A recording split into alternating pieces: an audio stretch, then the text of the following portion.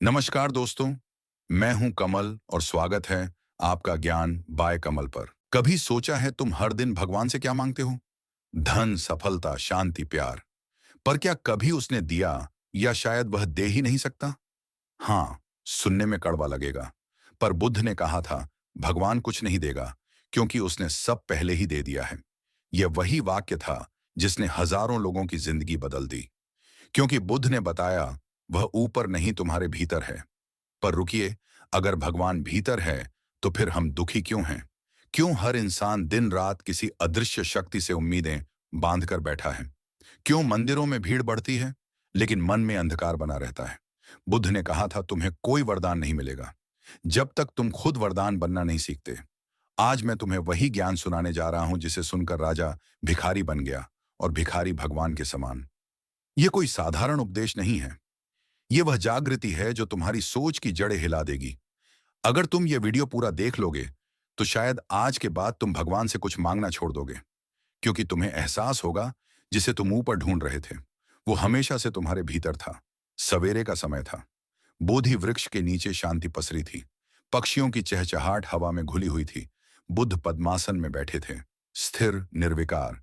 तभी एक युवक आया, चेहरे पर थकान, आंखों में बेचैनी। वह बुद्ध के चरणों में झुककर बोला, भगवान, मैं थक गया हूं। हर दिन पूजा करता हूं, हर मंदिर गया, हर देवता से प्रार्थना की, पर जीवन वैसा ही है। कभी सुख नहीं मिलता, कभी चैन नहीं आता। क्यों भगवान मेरी नहीं सुनता? बुद्ध ने धीरे से मुस्कुराकर उसकी ओर देखा। वत्स, जब तुम किसी से मांगते हो तो क्या तुम उसे देते भी हो? युवक ने चौंक कर कहा, भगवान, मैं तो गरीब हूं, मेरे पास देने को क्या है? बुद्ध बोले, तुम्हारे पास सबसे कीमती चीज है तुम्हारा कर्म, लेकिन तुमने उसे भी दान नहीं किया। युवक उलझ गया। कर्म को कैसे दान करूं? बुद्ध बोले, मैं एक कथा सुनाता हूं, सुनो ध्यान से। किसान की कथा। एक किसान था। हर साल वह भगवान से प्रार्थना करता, हे प्रभु, इस बार वर्षा ठीक समय पर करना, फसल अच्छी हो, परिवार सुखी रहे। भगवान ने कहा, ठीक है। और उस वर्ष भगवान ने उसकी हर इच्छा पूरी की। जहां किसान ने वर्षा मांगी वहां हुई, जहां धूप मांगी वहां धूप दी, जहां हवा मांगी वहां हवा दी। साल के अंत में किसान गर्व से खेत देखने गया, पर सारे पौधे कमजोर और खोखले थे। एक भी दाना तैयार नहीं हुआ था। वह रो पड़ा, हे भगवान, तूने सब वैसा किया जैसा मैंने कहा, फिर भी फसल क्यों नहीं हुई? आकाश से आवाज आई, क्योंकि तुमने कठिनाई नहीं मांगी थी, तुमने आंधी नहीं मांगी थी, तुमने तूफान नहीं मांगा था। याद रखो वत्स, बीज तब मजबूत होता है जब उसे धरती झकझोरती है। बुद्ध ने युवक की ओर देखा, वत्स, तुम भी उसी किसान की तरह हो। हर दिन भगवान से सुख मांगते हो, पर संघर्ष से भागते हो और फिर पूछते हो, भगवान क्यों नहीं देता? भगवान कुछ नहीं देता, वह केवल अवसर देता है और देखता है क्या तुम उन्हें कर्म में बदलते हो। युवक की आंखें झुक गई। वह बोला, तो क्या भगवान से प्रार्थना करना गलत है? बुद्ध बोले, प्रार्थना गलत नहीं, पर प्रतीक्षा करना गलत है।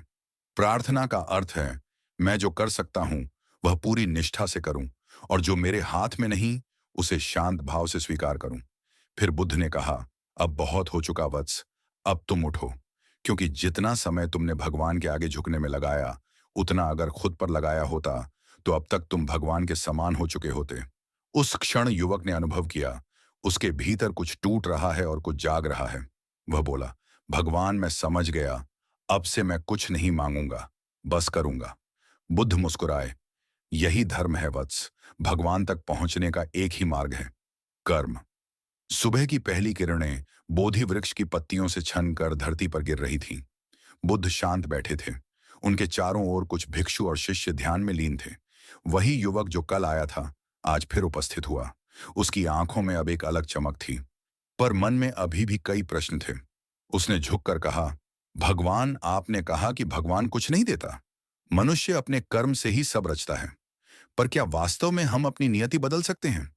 क्या सब पहले से तय नहीं होता?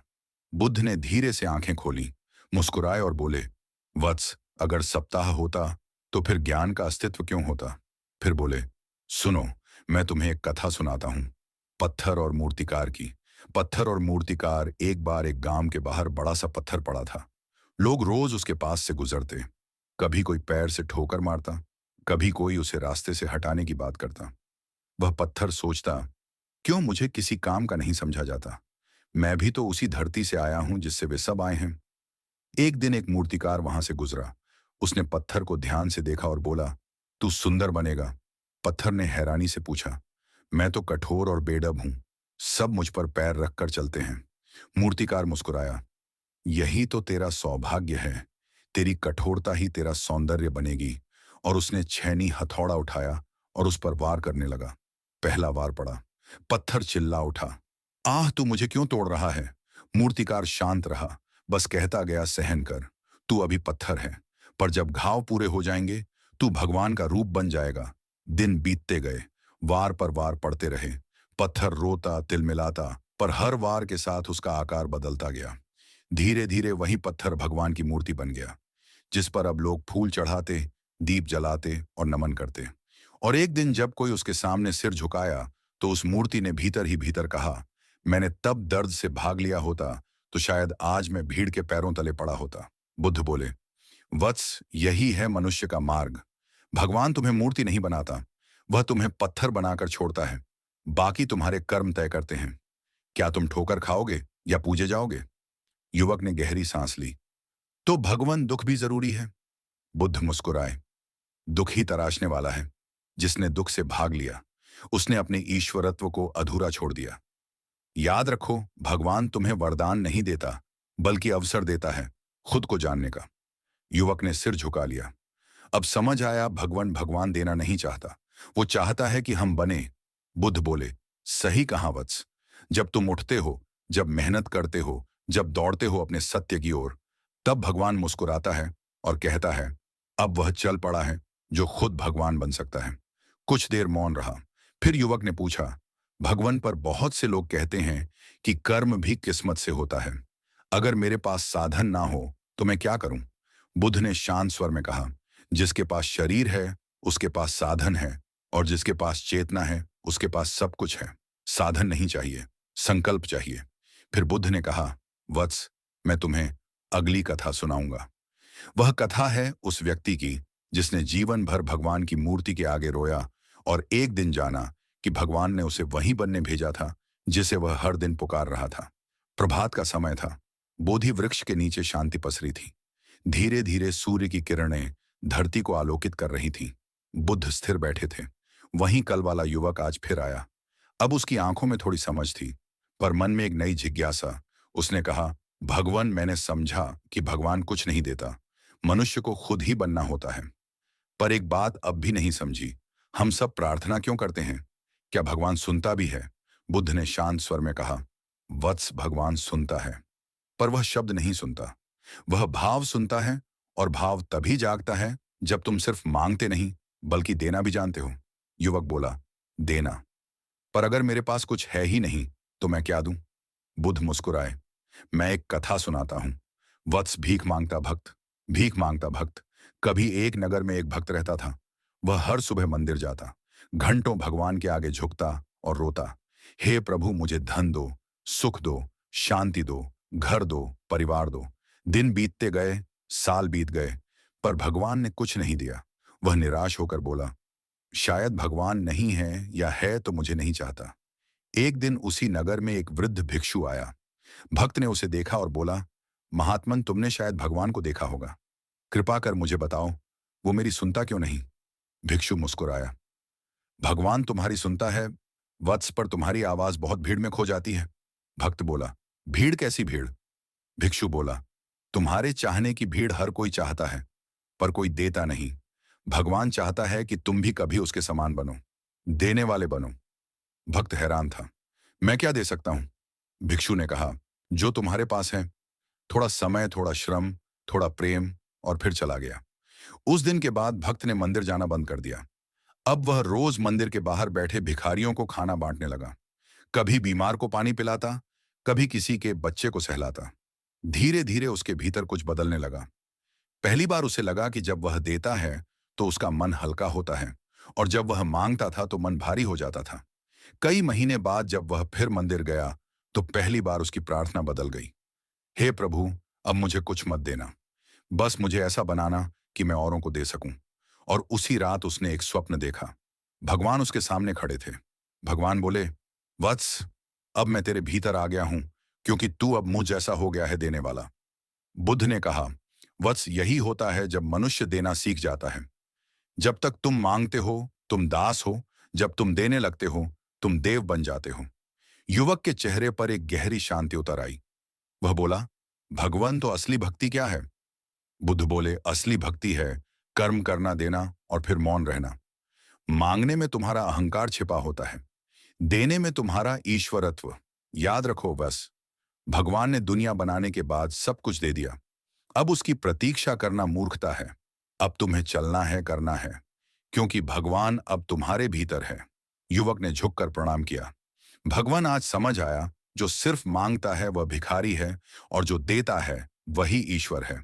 बुद्ध बोले, यही धर्म है, बस जो भीतर से भर जाए वही बाहर बांट सकता है। इसलिए पहले खुद को भरने में लगो, ज्ञान से, करुणा से, कर्म से। रात का समय था। आकाश में तारे झिलमिला रहे थे और बुद्ध अपने शिष्यों के साथ शांत ध्यान में बैठे थे। हवा में सुगंध थी और मौन में गहराई। तभी एक भिक्षु आया। उसका चेहरा थका हुआ था, आंखों में उदासी थी। वह बुद्ध के सामने झुककर बोला, भगवान, मैं थक गया हूं। मैंने ध्यान किया, उपवास किया, हर नियम का पालन किया, पर भीतर कोई प्रकाश नहीं। मन खाली है, जीवन नीरस।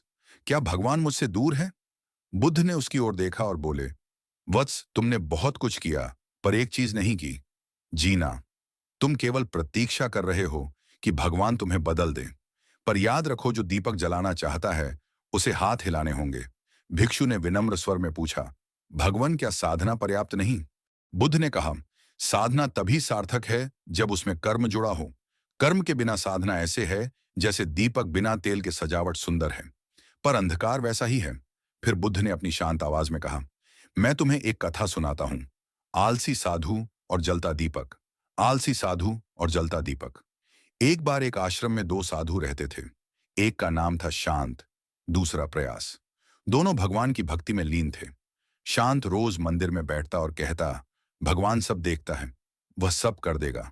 वह ध्यान करता, पर कभी कोई काम नहीं करता। आश्रम की मरम्मत बाकी रहती, भोजन की व्यवस्था अधूरी रहती, फिर भी वह कहता, जब समय आएगा भगवान सब करा देगा। दूसरी ओर प्रयास हर सुबह उठकर झाड़ू लगाता, जल लाता, बीज बोता, भिक्षा में जो मिले उसे दूसरों से बांटता, रात को वही दीपक जलाता और कहता, भगवान मेरा साक्षी है। पर हाथ मेरे काम के सालों बीत गए। एक दिन भयंकर आंधी आई, आश्रम का छप्पर उड़ गया, दीवारें टूटने लगीं। शांत ने आंखें बंद कर लीं। भगवान रक्षा करेगा। प्रयास दौड़ा, पांस बांधा, कपड़ा लगाया और दीपक बचा लिया। सुबह जब आंधी थमी तो शांत के कमरे में अंधकार था और प्रयास के कमरे में दीपक जल रहा था।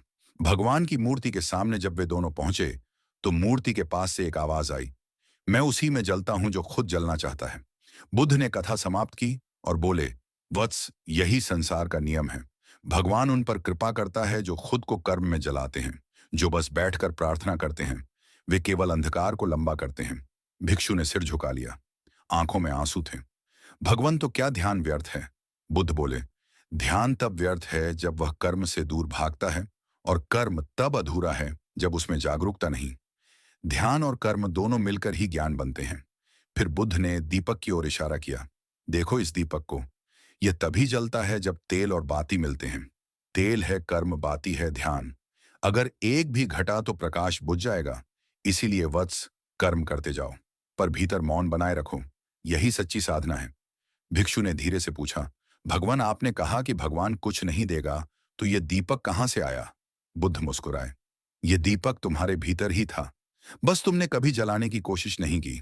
उस रात जब सब सो गए वह भिक्षु अकेला बैठा रहा। उसने दीपक जलाया और मन में कहा, भगवान, अब मैं इंतजार नहीं करूंगा, अब मैं जलूंगा।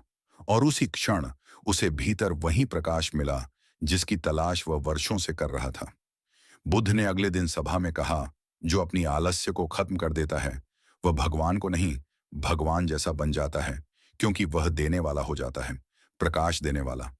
सुबह का समय था। गंगा किनारे हल्की हवा चल रही थी। बोधि वृक्ष की पत्तियां धीरे धीरे हिल रही थीं और बुद्ध पद्मासन में स्थिर शांत बैठे थे, जैसे समय खुद ठहर गया हो। वहीं कल वाला युवक जो अब बदला बदला था, बुद्ध के चरणों में झुककर बोला, भगवान, आपके उपदेशों से मेरा जीवन बदल गया। अब मैं किसी से कुछ नहीं मांगता। मैं कर्म करता हूं, ध्यान करता हूं। पर एक प्रश्न अब भी शेष है। अगर भगवान बाहर नहीं है, तो मैं उसे कहां ढूंढूं? बुद्ध मुस्कुराए। उनकी दृष्टि शांत थी, पर शब्दों में गर्जना थी। वत्स, उन्होंने कहा, जिस भगवान को तुम ढूंढ रहे हो, वह तुम्हारी सांसों में है, तुम्हारे देखने में, सुनने में, बोलने में। पर तुम उसे बाहर मूर्तियों में खोजते रहे।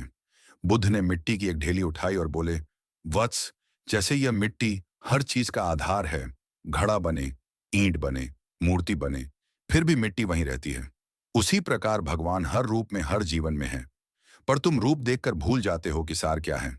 युवक बोला, भगवान, तो क्या हमें पूजा छोड़ देनी चाहिए? बुद्ध बोले, नहीं वत्स, पूजा बुरी नहीं, पर पूजा का अर्थ समझो। अगर तुम दीपक जलाओ, पर मन अंधकार से भरा हो, तो दीपक बाहर जलेगा, अंदर नहीं। और अगर मन में करुणा जल रही हो, तो बिना दीपक के भी तुम्हारे भीतर प्रकाश फैलेगा। फिर बुद्ध बोले, सुनो एक कथा राजा और भिखारी की। राजा और भिखारी। एक राजा था, बहुत अमीर पर बहुत दुखी। वह रोज महल के बाहर बैठे एक भिखारी को देखता था, जो मुस्कुराता रहता था। एक दिन राजा बोला, अरे तेरे पास कुछ नहीं, फिर भी तू इतना प्रसन्न कैसे? भिखारी ने कहा, क्योंकि मैं कुछ चाहता नहीं, और तू दुखी है क्योंकि तुझे सब चाहिए। राजा ने क्रोधित होकर पूछा, क्या तुझे नहीं लगता कि भगवान ने तेरे साथ अन्याय किया? भिखारी हंसा, भगवान ने मुझे सबसे बड़ा उपहार दिया, संतोष, और जिसने संतोष पा लिया, उसने भगवान को पा लिया। बुद्ध ने कहा, वत्स, यही है सत्य। जिसे संतोष आ गया, जिसने कर्तव्य में आनंद पा लिया, वो अब भगवान को ढूंढता नहीं, क्योंकि वही भगवान बन चुका है। फिर बुद्ध ने अपनी उंगली आकाश की ओर उठाई और बोले, मनुष्य की सबसे बड़ी भूल यह है कि वह ऊपर देखता है, बाहर खोजता है, जबकि भगवान नीचे है, धरती पर, उसी में जो किसान हल चला रहा है, उसी में जो माँ अपने बच्चे को खिला रही है, उसी में जो सच्चे मन से काम कर रहा है। जो कर्म करता है, वही ईश्वर का दूत है। युवक ने आंसुओं में डूबे स्वर में पूछा, भगवान, तो क्या भगवान तक पहुंचने का कोई मार्ग है? बुद्ध बोले, हाँ वत्स, पर वह मार्ग किसी मंदिर की सीढ़ियों पर नहीं, वह तुम्हारे अपने भीतर है। वह शुरू होता है जब तुम शिकायत छोड़ते हो, जब तुम कर्म शुरू करते हो, जब तुम दूसरों को दुखी देखकर मौन नहीं रहते, जब तुम देना शुरू करते हो। वही क्षण है जब तुम भगवान की ओर नहीं, भगवान बनकर चलना शुरू करते हो। बुद्ध के शब्दों के साथ मौन छा गया। हवा स्थिर हो गई, पत्ते थम गए, सब कुछ जैसे रुक गया, सिर्फ चेतना बह रही थी। युवक ने झुककर कहा, भगवान, अब समझ गया। भगवान कुछ नहीं देगा, क्योंकि उसने सब पहले ही दे दिया है। मुझे बुद्ध मुस्कुराए, वत्स, अब तुम समझ गए हो। अब भगवान को ढूंढना बंद करो।